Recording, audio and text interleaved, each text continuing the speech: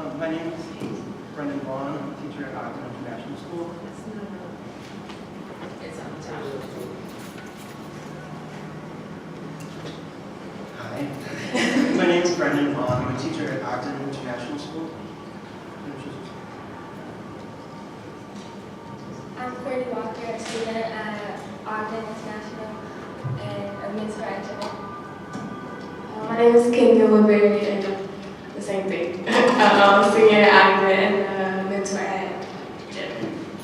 So what we're going to talk about today is the bringing together of two schools, Ogden, where we're from, and unfortunately our counterpart from Jenner, Academy of the Arts, was able to make it today. What's unique about our merging of two schools is that Ogden is 3 blocks north of this building and serves kids in the Gold Coast, Streeterville, River North neighborhoods, and students from Jenner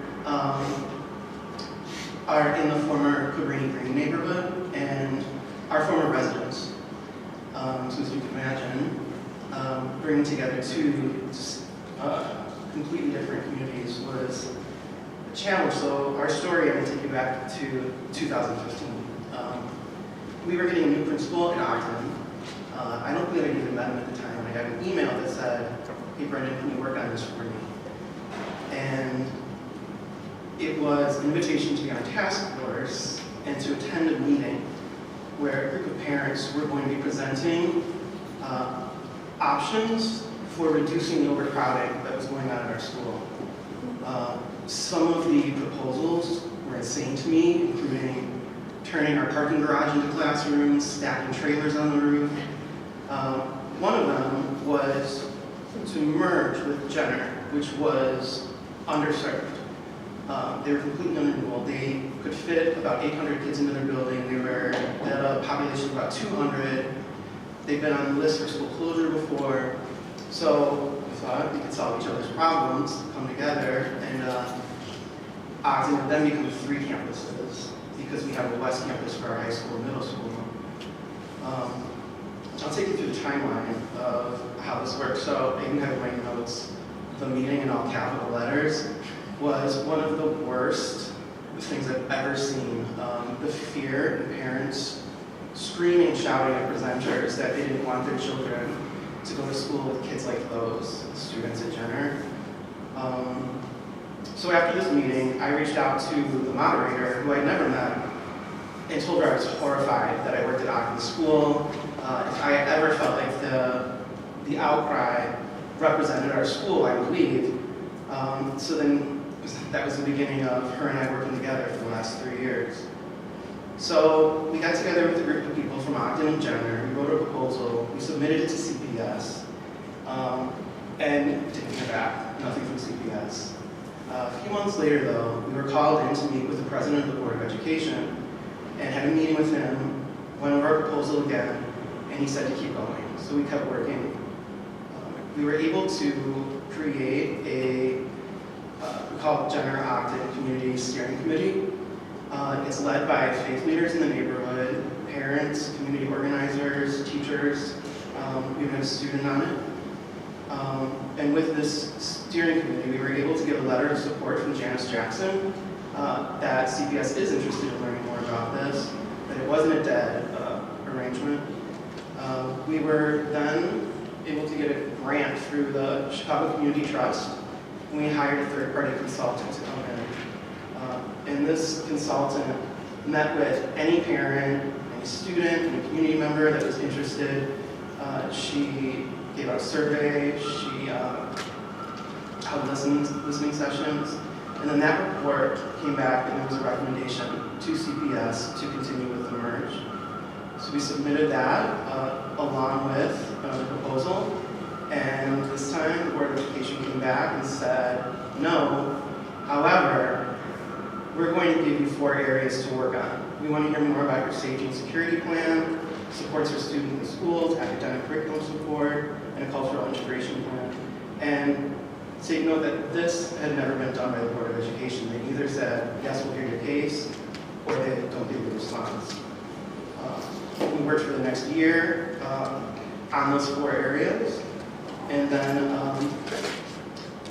There was a total of 6 community meetings, a hearing, and in February the board did unanimously vote to approve the merge. So as we're at now we're working at the ground level with students, teachers, and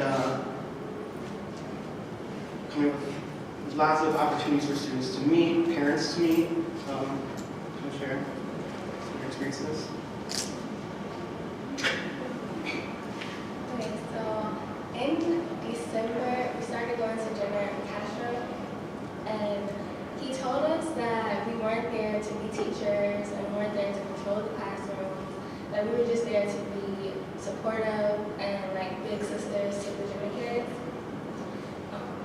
So we started building relationships with them, and now we go like every Thursday, Friday, and sometimes Mondays. And it's just really nice to see that the kids aren't like, we aren't there to police the kids or to teach them like science and stuff. Like we're actually there building relationships with them and building spaces where they just love on each other. Back in February, me and Kenya at ESU at Ogden, we created these workshops for teachers at Ogden and Jenner to talk about the school division pipeline, culturally responsive teaching, rape culture, and all these things that would just impact the students at Jenner and Ogden. And one of the teachers there was saying that her 3rd grader wrote in his journal that he was scared he would fail and go to jail. So that really stuck with all of us. And like ever since then, we've just been trying to create these spaces where kids can come and talk to teachers or even us and not feel like they're scared about anything.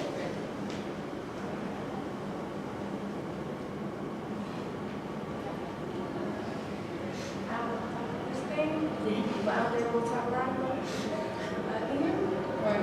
Okay. Okay. We had a meeting with the buyer when we were discussing the BD Day, and our basically influenced us during the BD Day was us asking buyer how he was planning to merge the schools and have this big population of Black students come into Ogden. The staff that he already has doesn't know how to teach the Black students, or at least communicate with them and build relationships like they should, because that's how we feel there now. And he didn't know, so that's when he was like, okay, well, we'll have the PD Day and try to communicate with them in a way that will teach them to learn how to communicate with us.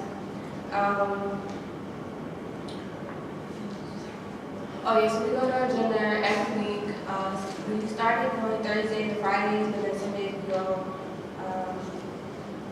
on like Mondays or whatever I have time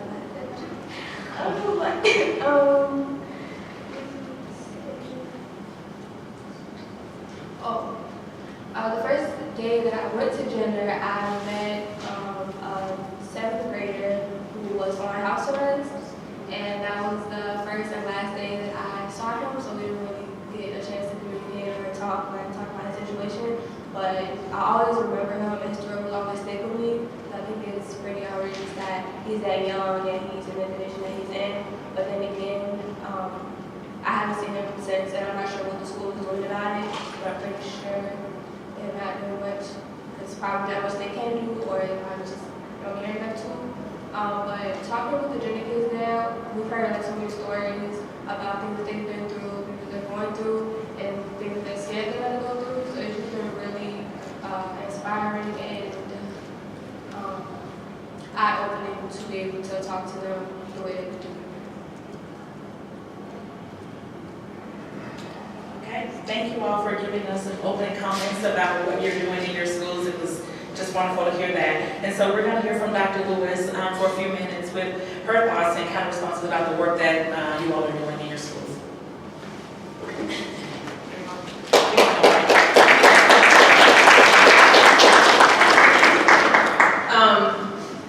Well, like most of you, I sort of would rather just hear more from you guys, but I will offer a few comments and questions and thoughts So one thought I had was about how important the work is that you guys are doing. There is lots and lots of research about schools that are desegregated but not integrated. And those are really different things. And it is really possible for schools to be at least moderately diverse, but not be places that are models of equity or justice or any of the things that we might want them to be. And part of the challenge of doing that work is it means recognizing that we operate in a kind of larger context in which there are so many asymmetries of power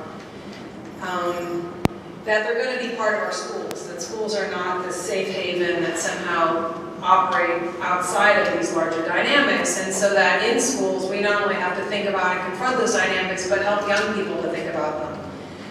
And in fact, young people are thinking about them all the time already, and so part of it is just the adults having the courage to wade in there with them, which does take courage. I mean, I don't know how many people paid attention, was it last year or the year before, there was all that controversy about Race Day at New Trier. People creating websites, you know, an amazing amount of resistance about one day of trying to have honest conversations about race and inequality. So there is courage required here. But I think both schools in very different stages are modeling for us here what that might look like. To not only wade in, but to wade in a way that takes seriously the power of young people to help us older folks keep up. I also, you know, one of the things that struck me while you were talking was that you're also having an experience that is not necessarily the same experience as your parents. So Chicago, as we all know, is one of the most segregated cities in the country. I think we're number 3 or 4 these days. And so we are often in schools like these asking young people to navigate social contexts that we don't, as adults, navigate. And so when you think about the kind of resistance that you see out of part of the community in Ogden or these other places, so much of that is about adults who don't have meaningful relationships with people who are different from them. And this both signals the challenges for young people, but also the importance of places like these for imagining a different kind of future where people might not regularly opt to live in segregated spaces.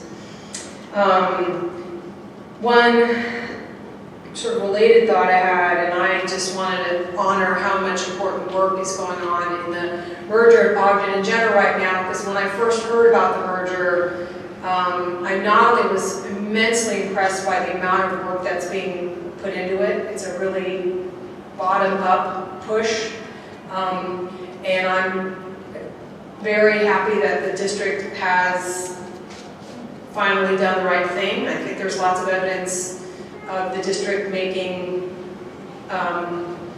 lots of choices that some of us might not like to see around things like the closing of NTA and other things, but I think this one is a win. But I did worry right away about those kids who are at Jenner, because good schools are not always good schools for all kids. And I think we lose track sometimes of what it means to merge communities when we know that the kids who come from families that are going to be there shaking their fists all the time are going to get paid attention to. And I think there are lots of communities, even, I don't think they bragged enough at Evanston about all the amazing work they've been doing over the last 10 years, but the school is really transforming itself and committing to thinking about how to do things differently. And is part of a network of schools that are, as I said, desegregated but not always integrated.